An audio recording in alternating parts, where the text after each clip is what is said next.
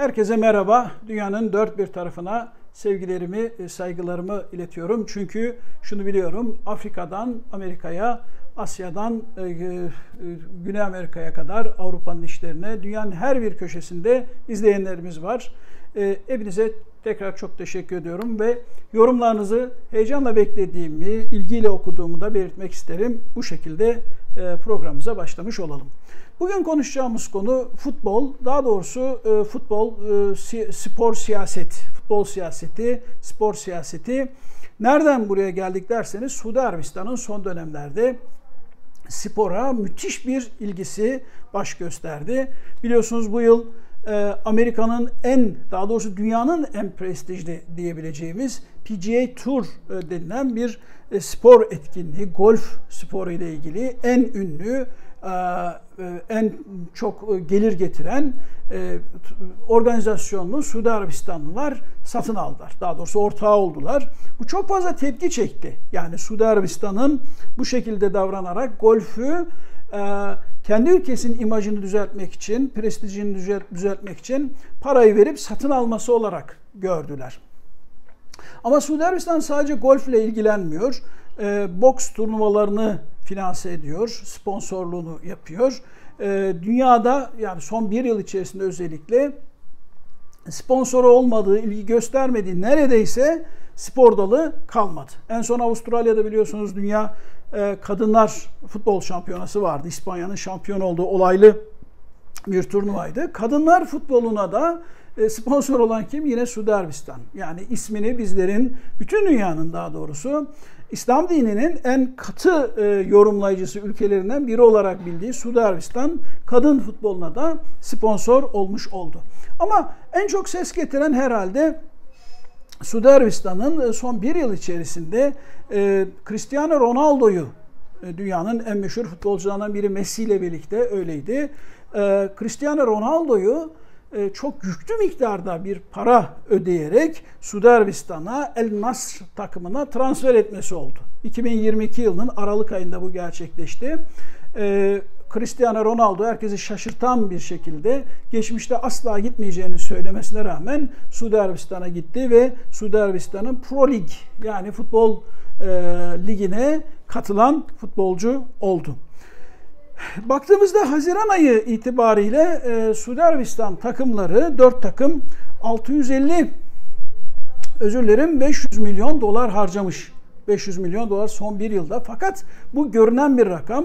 İngiliz Premier Lig, dünyanın en pahalı ligi biliyorsunuz, 650 milyon dolar civarında bir para harcamış. Yani Suudi Arabistan Ligi neredeyse İngiliz Premier Ligi kadar para harcayıp futbolcu transfer etmiş son bir yıl içerisinde. Üstelik deniyor ki Suudi Arabistan'ın bu rakamları çok yanıltıcı olabilir. Çünkü çok ciddi miktarda futbolculara maaş ödüyorlar. Yani o görünen transferlerin dışında futbolculara çok büyük maaşların ödendiği söyleniyor. Hatta Cristiano Ronaldo'nun da bu yüklü miktarda maaşa tav olduğu ifade ediliyor.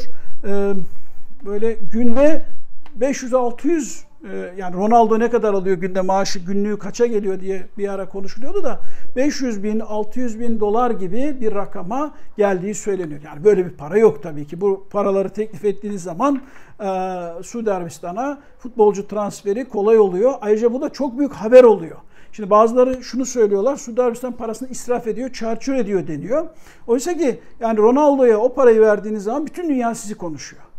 Bütün dünya sizi konuşuyor, bütün dünya sizin reklamınızı yapıyor. İsminiz futbolla birlikte, Ronaldo ile birlikte anılmış oluyor. Kaldı ki Suudi Arabistan sadece Ronaldo'yu değil, Sadio Mane'yi, ondan sonra Benzema'yı da Real Madrid'den transfer etti biliyorsunuz.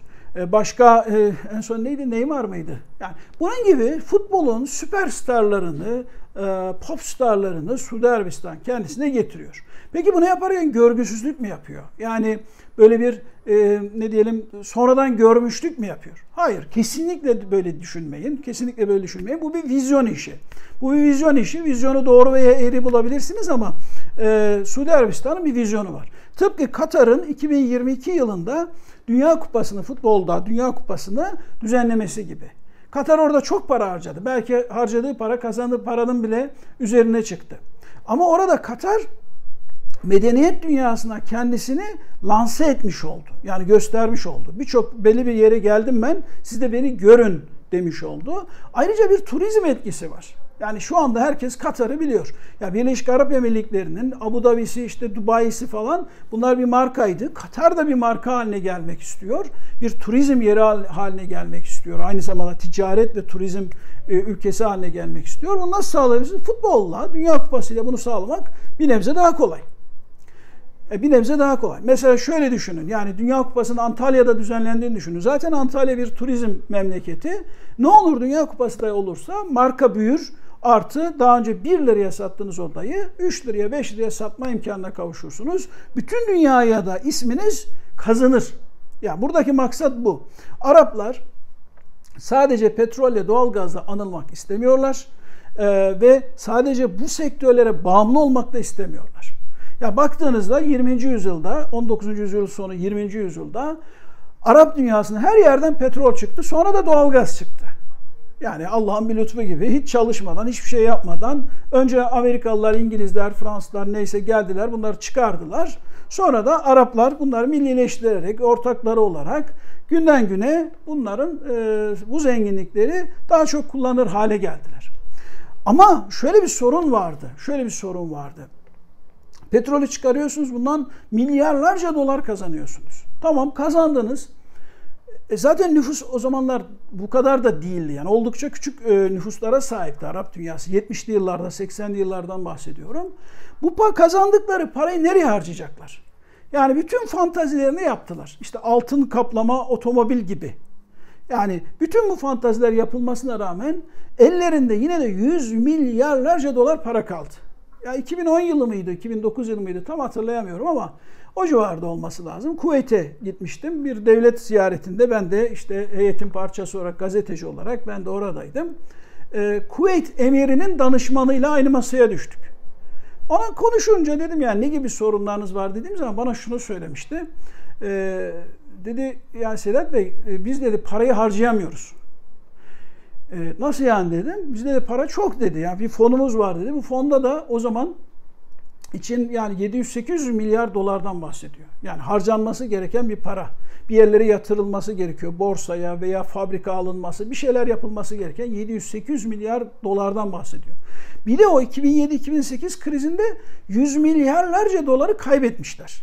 Yani o borsa düşmüş, işte ne bileyim yatırımlar zarar etmiş. Yani 100 milyarlarca dolar da zarar etmişler.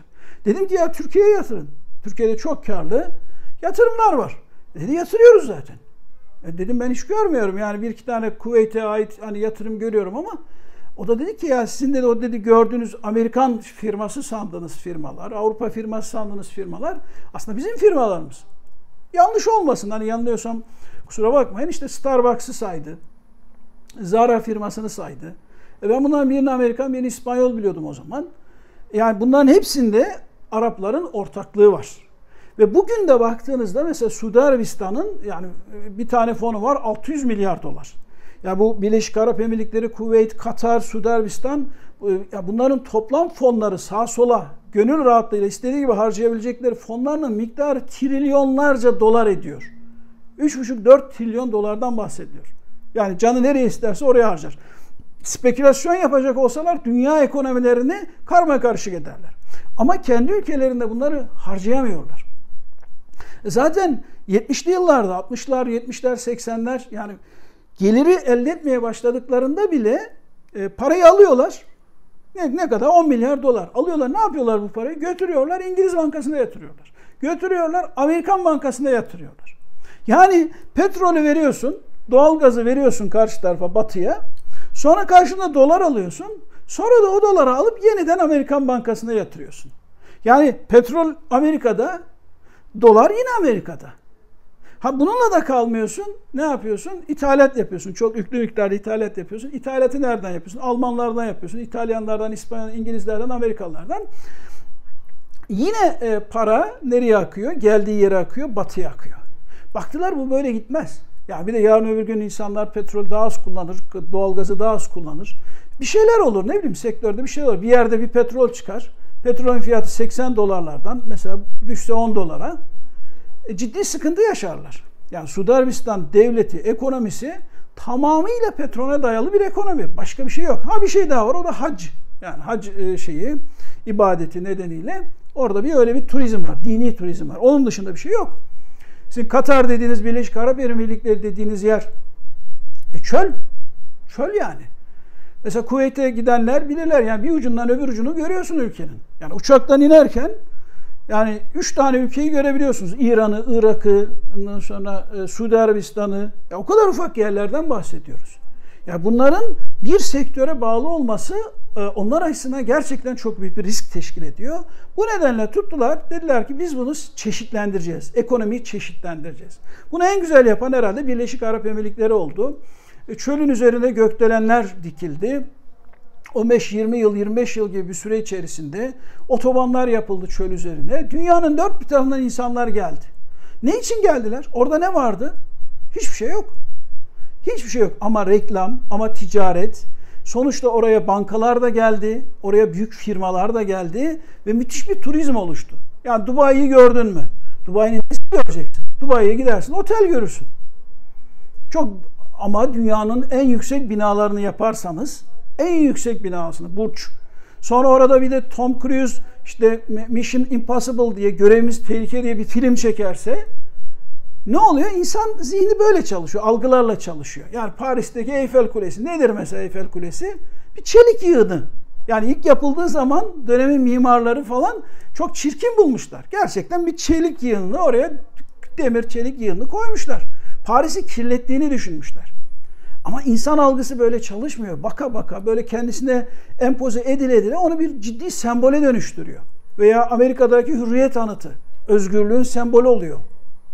Oysa ki o anıt Süveyş kanalına biliyorsunuz Osmanlı döneminde yapılan bir heykeldi. Osmanlı bunu istemedi. Mısır valiliği bunu istemedi. Amerika'ya gitti. O heykel birazcık değiştirilerek. Neyse dağıtmayalım konuyu. Araplar, petrol zengini Araplar daha doğrusu çeşitlendirmek istiyorlar ekonomilerini. Bu çeşitlendirmeyi de yapabilecekleri en iyi alan olarak ticareti ve turizmi görüyorlar. Bankacılık gibi bir kısım tabii yan hizmet kollarını da bunun içine dahil etmek istiyorlar. Emlak sektörü, herkese ev satmak istiyorlar. Ne bileyim turizm, işte otel yapmak istiyorlar. Çılgın eğlencelerin yapılabildiği yerler olsun istiyorlar. İşte Suudi Arabistan'da bu kervana katılmak istiyor. Yani Katar'ın yaptığını, küçük bir toprağı var Katar'ın. Birleşik Arap Emirlikleri'de nispeten öyle 10 milyon civarında bir nüfus, işte küçük bir toprak.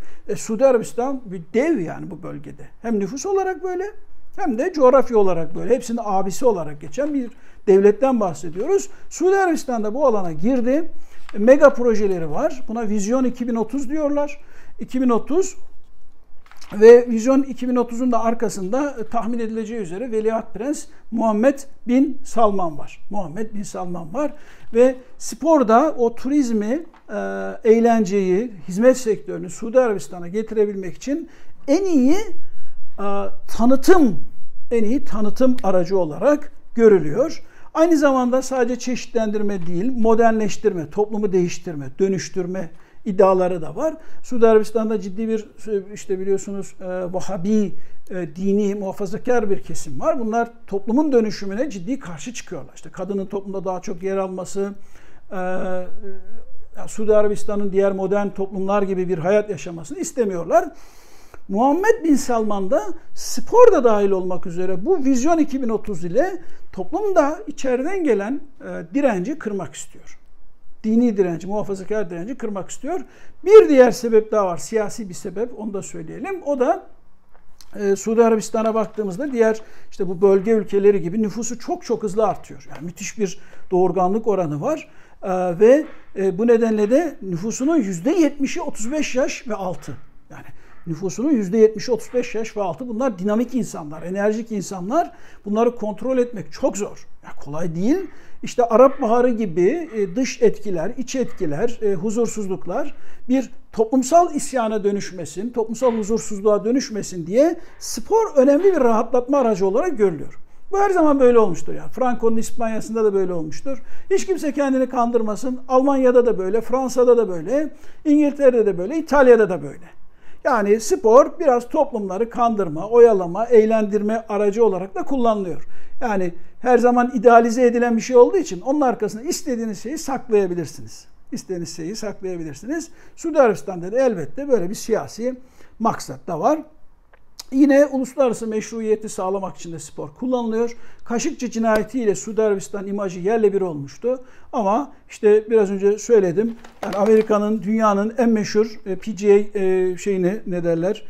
golf turnuvasını satın aldığınızda isminiz golfle bir arada anılmaya başlanıyor. Tabii ki onun olumlu imajından siz de yararlanıyorsunuz. Veyahut da Benzema'nın, Ronaldo'nun oynadığı bir ülke için daha olumlu şeyler düşünmeye başlıyorsunuz. Yani geçenlerde birkaç gün önce televizyonda işte izledim. Neydi o? El İttihat, El Hilal maçı mıydı? Yani isimlerini karıştırıyor olabilirim. Yanlış olmasın. Evet, Suudi Arabistan özellikle 4 takımı ön plana çıkararak El İttihat, El Ahli, El Nasr ve El Hilal takımlarını kendine özgü bir Premier Lig, Pro Lig oluşturmaya çalışıyor. Ve bu ligi de, futbol ligini de dünyanın en iyi 10 futbol liginden biri haline çevirmek istiyor. Bunun için de istediği kadar para harcıyor, sınırsız bir şekilde. Suudi Arabistan'ın ulusal fonunu buna görevlendirdiler. 4 takımın finansmanını o yapıyor. Bir takımınkine Aramco, çok dev bir petrokimya firmasıdır, o yapıyor.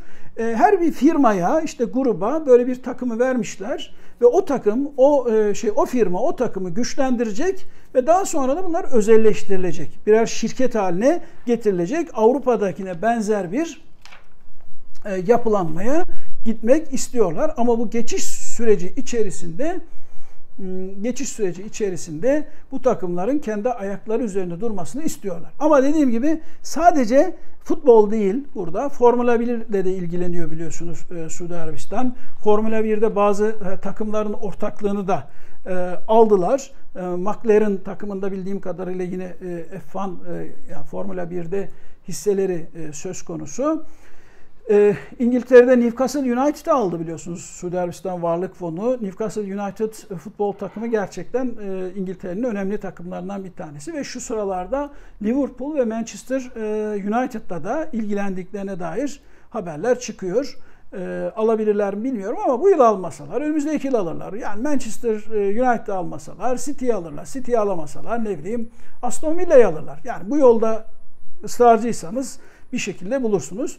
Güreşten bisiklete, golften futbola her alanda Suudi Arabistan ve diğer Arap firmaları, devletleri sahneye çıktılar. Avrupa'da fiyatları yükselttiler.